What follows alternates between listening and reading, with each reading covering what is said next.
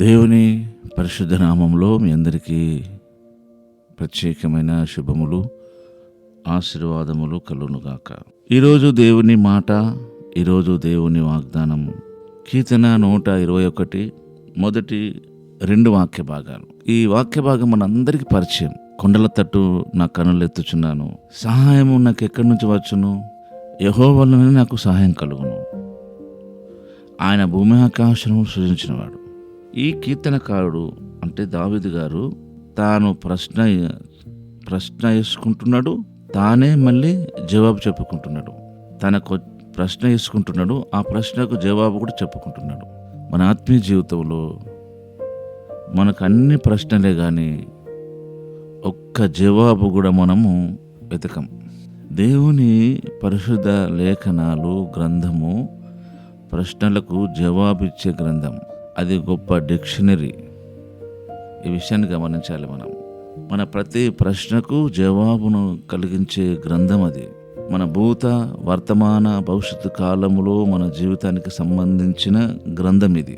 ఈ గ్రంథాన్ని పరిశీలనగా చదవాలి. అందుకనే దావీదు గారు అంటాడు, కొండల తట్టు నా కన్నులెత్తుచున్నాను, నాకు సహాయం ఎక్కడి నుంచి వస్తుంది? కొండల తట్టు అంటే దాని అర్థం మనము ఛేదించలేని, సాధించలేని, పొందలేని ఒక స్థితి అది. దావీదు గారు ఒక సందర్భంలో కీర్తన గ్రంథంలోనే, నేను ఎక్కలేనంత ఎత్తైన కొండపైకి నన్ను ఎక్కించు అన్నాడు. అలాగనే మార్కు సువార్త 11వ అధ్యాయంలో, ఈ కొండను చూచి నువ్వు ఎత్తబడి సముద్రంలో పడబోయమని చెప్పి, నువ్వు చెప్పినది జరుగునని నమ్మిన యెడల నువ్వు చెప్పినది జరుగునని నిశ్చయంగా చెప్పుచున్నాను అన్నాడు యేసయ్య.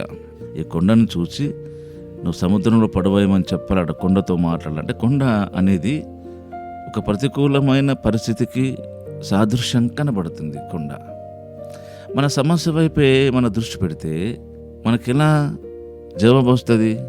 ఆ సమస్యను ఛేదించుటకు దేవుని వైపు చూస్తే మనకు సహాయం పడుతుంది. మనం అందరము సమస్య వైపు చూసే వాళ్ళమే. కొండల తట్టు నా కన్నులెత్తుచున్నాను, మనకు సహాయం ఎక్కడి నుంచి వస్తుంది? మానవ సహజ లక్షణం సమస్య వైపు చూడడం, కష్టం వైపు చూడడం, బాధ వైపు చూడడం, లేదా మన వైపే మనం చూసుకొని మనము కృంగిపోవడం. ఇవేవి సరైన లక్షణాలు కావు. మన వైపు మనం చూసుకున్నా, మన సమస్య వైపు చూసినా, మన పొరుగువారి వైపు చూసినా, నన్ను అడిగితే మీరు ఎవరి వైపు చూసినా మీకు సమస్యనే. మీరు దేవుని వైపు చూసినప్పుడు మాత్రమే మీకు హెల్ప్ కలుగుతుంది, ధైర్యం కలుగుతుంది, ఆలోచన కలుగుతుంది, ఆశీర్వాదం కలుగుతుంది. ఆయన వైపు చూడడం అంటే ఆయన వాక్యము, ఆయన వాగ్దానము, ఆయన ఆజ్ఞ.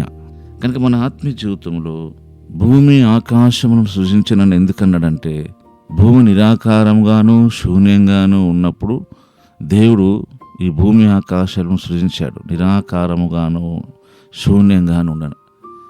మన లైఫ్లో కూడా నిరాకారమయగా ఉన్న మన లైఫ్ శూన్యము అంటే ఏమీ కనబడని పరిస్థితి, ఒక డిజైన్ లేని లైఫ్, శూన్యం, కంప్లీట్గా ఆకారము లేదు, శూన్యంగా ఉంది. సృష్టిని ఆయన చేసినప్పుడు ఎలాగైతే సృష్టి ఉన్నదో, ఈ రోజున మన జీవితం కూడా శూన్యంగాను నిరాకారంగానూ ఉంది. శూన్యంగాను నిరాకారంగా ఉన్న సృష్టిని ఆయన ఎలాగా మనుషులు నివాస యోగ్యంగా ఉండడానికి సృజించాడు, మనల్ని కూడా అలాగే చేస్తాడు. ఆయన భూమి ఆకాశము సృజించినవాడు. గమనించారా? కనుక మన ప్రతి సమస్యకు ఆయన పరిష్కారం ఇస్తాడు, ప్రతి ప్రశ్నకు ఆయన జవాబునిస్తాడు. ప్రతికూలమైన పరిస్థితిలో ఆయన మనతో ఉంటాడు. మన పరిస్థితిని బాగుగా ఎరిగినవాడు ఆయన. కనుక మనల్ని మనం ప్రభుకు అప్పగించుకుని దేవుని వాక్యంకు లోబడదాం. పరిశుద్ధుడైన తండ్రి, మీకు స్తోత్రం. ఇది నా వాక్యంకై వందనాలు చెల్లిస్తూ ఈ వాక్యము నెరవేర్చమని యేసు నామములోనే ప్రార్థిస్తున్నాం తండ్రి. ఆమెన్.